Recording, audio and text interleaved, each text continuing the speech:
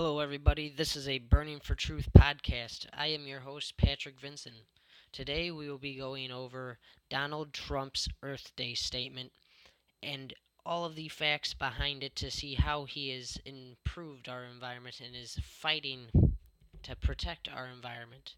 So, let's get started by going over his statement and some other things.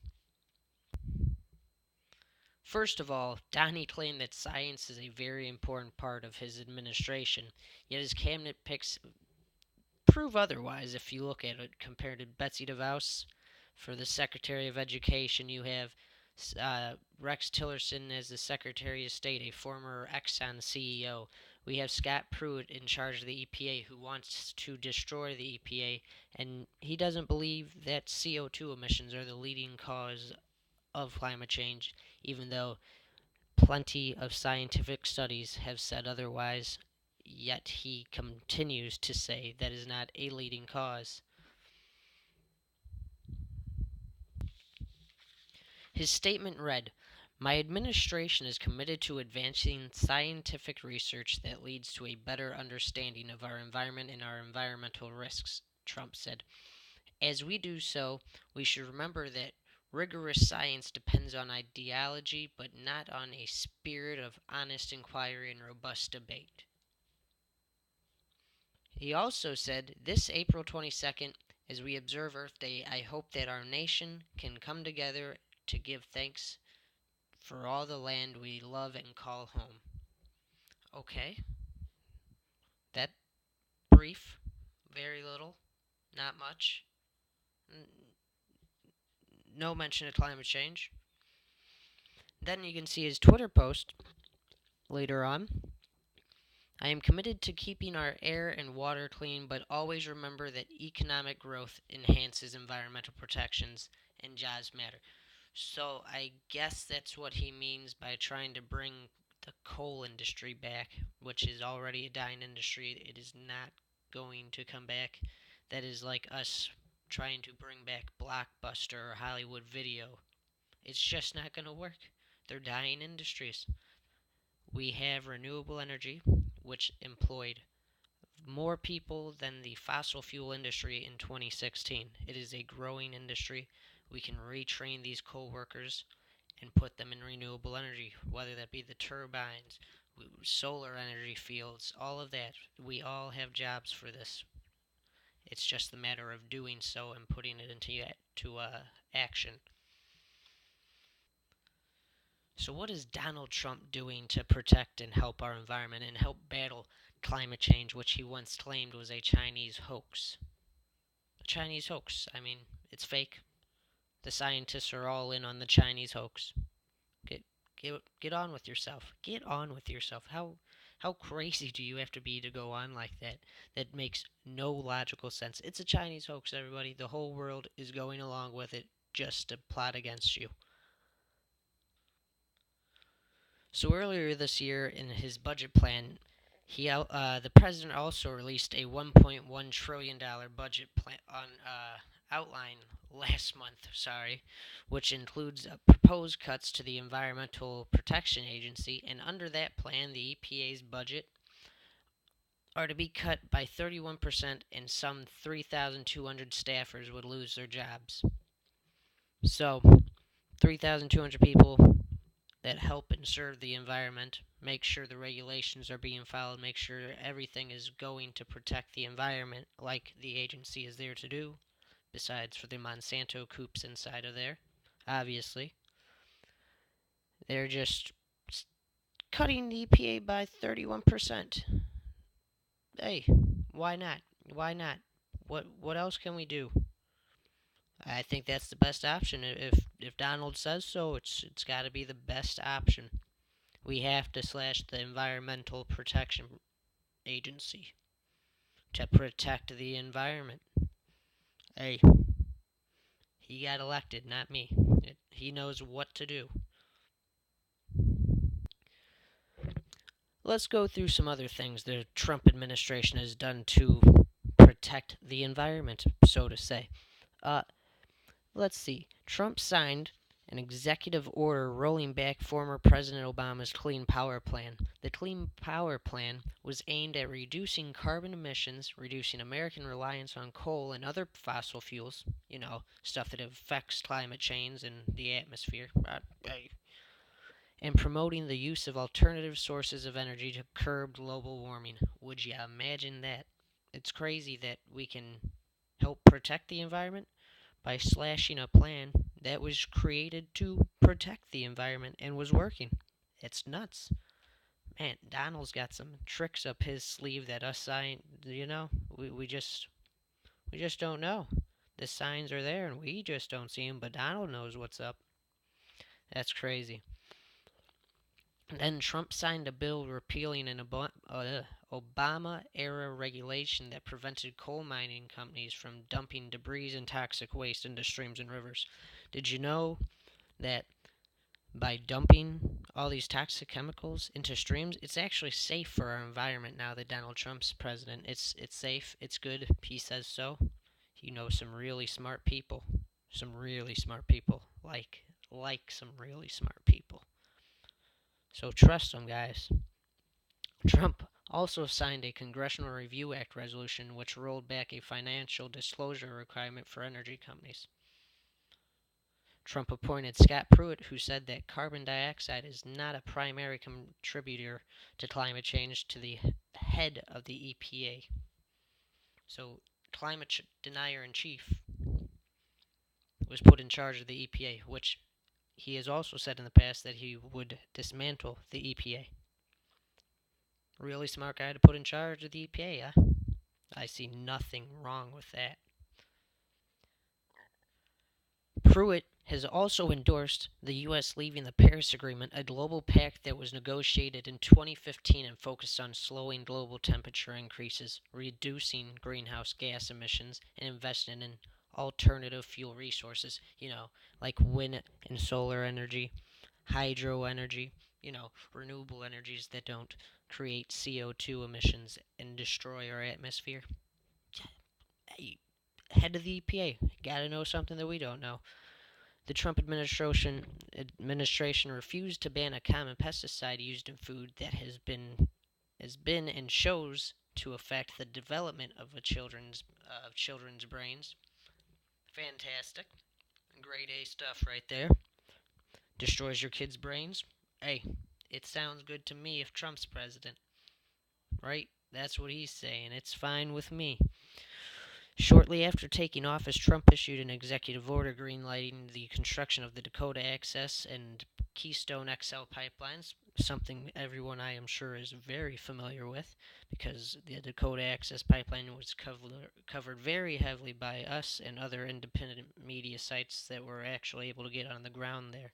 So that was a pretty big deal that he signed that. And when he signed that, I do remember in the executive signings interviews, he was very hesitant about it. Not hesitant. Acted like he never heard of these protests going on. He said it was a very approved thing by the public. Everyone wanted it. Heard no cries against it. And that's why he signed the bills to go through, which is obviously a whole load of bullshit. What else? Here. We have next the Secretary of Interior, Ryan Zinke, scrapped an Obama era regulation which banned lead ammunition on federal lands and waters. So, obviously, we all know that lead leads to damage, it causes sickness, everything. Look at Flint, Michigan, and other. There's plenty of states around the United States with lead levels that are worse than Flint, Michigan. Pennsylvania has some, LA has some. So you just look around, do some research on that. There's plenty of stories coming out about lead worse than Flint, Michigan. Not saying that we shouldn't worry about Flint. We need to get those damn pipes fixed and help those people out. In March, the EPA also signed an Obama request for more information on facilities that produce fossil fuels like oil and natural gas. The EPA's Office of Science and Technology removed the word science from its mission statement. Who needs it? Science. The Earth's flat. No, it's not flat. It's a circle. It's a sphere. It's real life. We can't walk off the side of the earth. If we can, you do it and show me, and I'll be there. And the White House's budget proposal slashing funding for federal programs aimed at environmental protection, like the EPA, as we talked about, they wanted to slash it to 31% in the new budget and give a nice, I don't know, I forgot the increase for the military defense funds, but we boosted those up. Shocker. Next up, I have a Bill Nye the Science Guy video clip on climate change that was done by National Geographic, so I'm going to pop that up. You guys can watch that, and we'll talk about it after, and then I'll move on to the following video that I have of Scott Pruitt denying CO2 as a leading cause to climate change. So stay tuned, sit back, and watch these two clips. We hear it so much that it feels like a buzzword, but it is far from it. Climate change is a real and serious issue. But isn't the climate always changing? What exactly is climate change? Why should we care? Well, the Earth's climate has changed throughout history. Most of these slight changes are caused by small variations in the Earth's orbit. But climate change as we know it today is characterized by an abrupt increase in temperature. It is estimated to have gotten 1.2 to 1.4 degrees Fahrenheit warmer in just the last century. 10 out of the last 13 years were the warmest on record. 97% of climate scientists agree that this new tendency is not caused by the variations of the Earth's orbit, but rather very likely caused by human activities. That means you, me. And since the Industrial Revolution, we have come a long way. Humans built airplanes, faster cars, developed remarkable technology, and learned how the natural resources around us can be used for our benefit. Although this has led to many wonderful inventions and advancements, like the device you're using to watch this video, or the ability to take a plane halfway around the world, it also means we've increased our consumption of natural resources and in turn released a lot of greenhouse gases into the atmosphere. Now, greenhouse gases occur naturally, but in excess can be dangerous to our planet. Modern human activities have increased the release of non-naturally occurring greenhouse gases because we have stepped up our demand for burning fossil fuels. The composition of greenhouse gases traps heat radiated from the sun. The more heat they trap, the warmer our planet gets. And as our planet gets warmer, we begin to feel the effects. One of climate change's biggest victims is our oceans. Oceans regulate the Earth's temperature and provide 50% of the Earth's oxygen. But climate change has increased the global temperature of the oceans by more than 0.3 degrees Fahrenheit since 1969. Although a warmer ocean might seem inviting to a beachgoer, it actually has devastating consequences for supporting life at sea. One of those consequences is ocean acidification, a direct effect of increased dissolved CO2. Since the late 18th century, ocean surface acidification has increased by 30%. A higher acid content means calcifying species, like oysters and clams and shallow water corals, are at risk, putting the entire ocean food web at risk. This is bad news for the 1 billion people relying on the ocean as its primary source of protein. Climate change has also caused the sea level to rise. Just in the last century, sea levels have risen 6.7 inches, but the rate in the last decade is nearly doubled. Sea levels have risen because as the ocean gets warmer, it swells. On top of that, glaciers and ice sheets are melting. Antarctica lost 36 cubic miles of ice between 2002 and 2005, and since 1994, each year on average, the Earth has lost 400 billion tons from its glaciers. That's like an ice cube 7.5 kilometers on the side, 4 miles on a side, melting and flowing into the sea. When all that ice melts, it fills up our oceans, and just like filling up a bathtub, the shores can't hold all that water, and coastal regions get flooded. Troubling signs of climate change are increased extreme weather events. Natural disasters like floods, tornadoes, and deadly heat waves are more obvious to humans because of their immediate impact and their sharing of the images in the media. Climate change, as we know it today, is change in our Earth's overall temperature with massive and permanent ramifications. Although its consequences can be planet-threatening, scientists still believe there are things we can do on a personal level to help. Recycle and reuse things.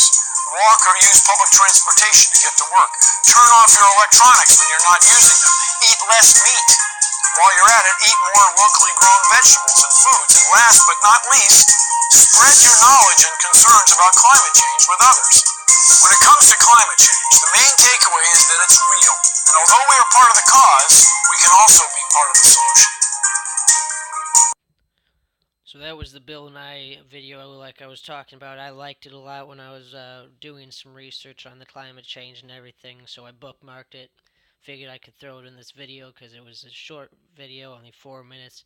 Had a lot of facts on it, so for people that aren't that familiar with all the basics of climate change, it laid it out there with all the scientists that agree, all the water and glaciers that have been melting. It really covered all the subjects right there. Industrial farming, you heard at the end, meant when it said to cut back on eating meat because that emits a lot of pollution.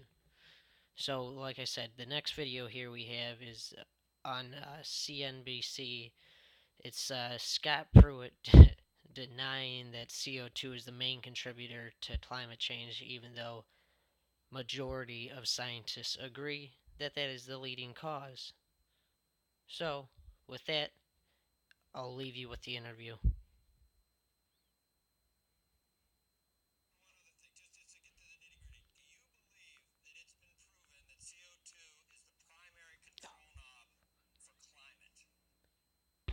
Sorry, had audio issues there. We'll be putting it back now. One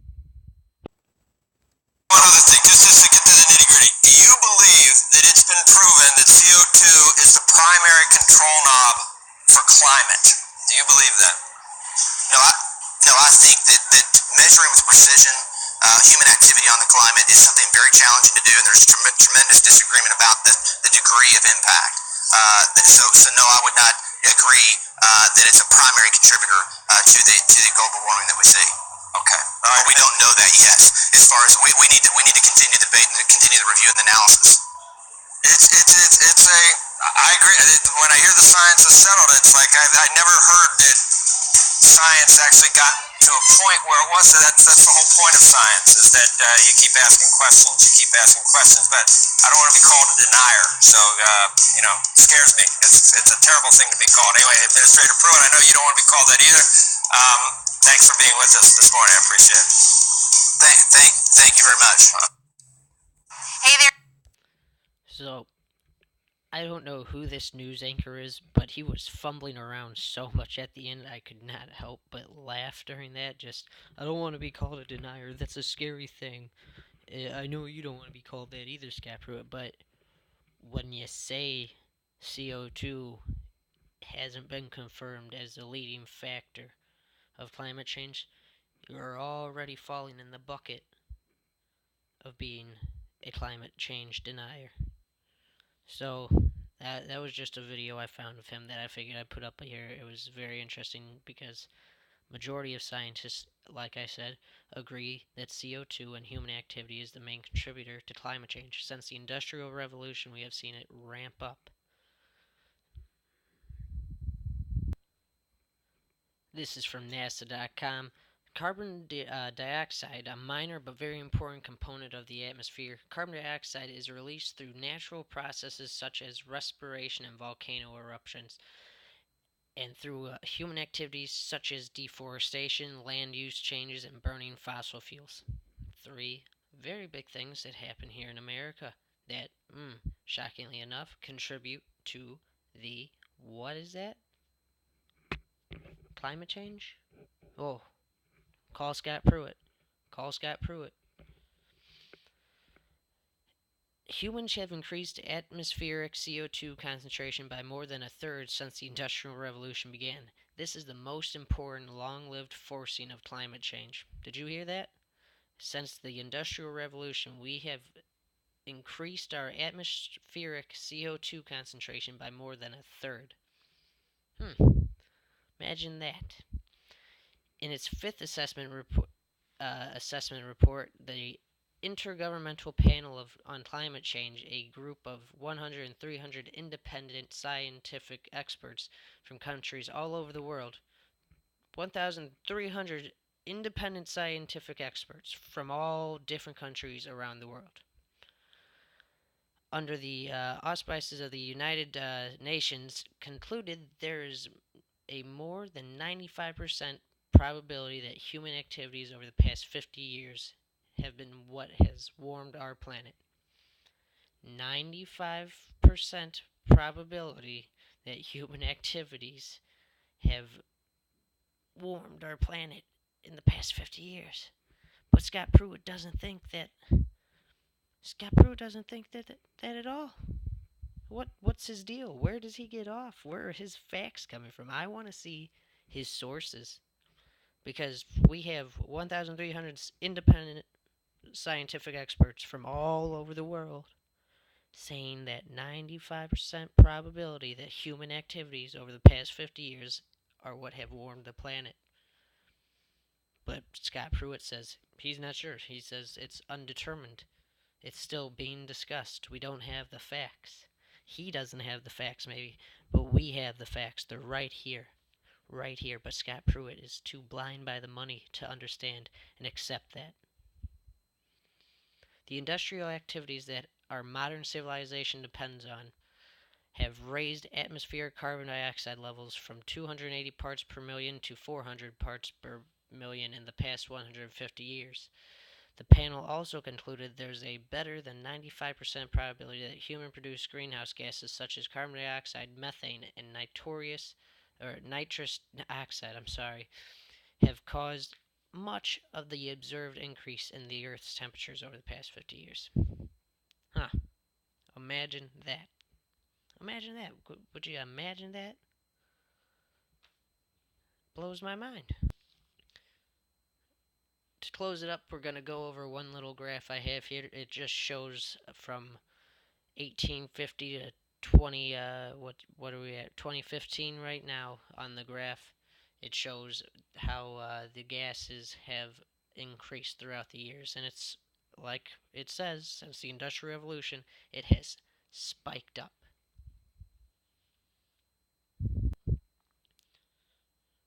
So here you can see the pink is cement, blue is solids, the red is the liquids, green is gas, and there's also gray, which is flaring, which is the smallest line you can see down there at the bottom, and the black is the total contributors all put together. So you can see it's gone up to right now we're sitting in 2015. This chart was done, so it's sitting at a little under 10,000 million metric tons of carbon per year is how much altogether it's emitting. So you have here we got 2015 solids were emitting 4,000 million metric tons. You got the liquids were around, we'll say, 3,500 million metric tons of carbon. You got gas, which was at a little under 2,000, so we'll say 1,800 million metric tons of carbon per year. So you see it all there.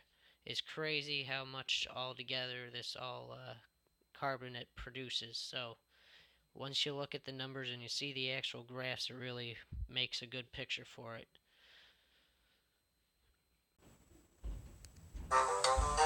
Hey, thanks everybody for tuning in to this Berning Media Network episode. Make sure to subscribe to our YouTube, follow us on Instagram, follow us on SoundCloud where you can download our podcasts and videos, and also make sure to give us a like on our Facebook page as well.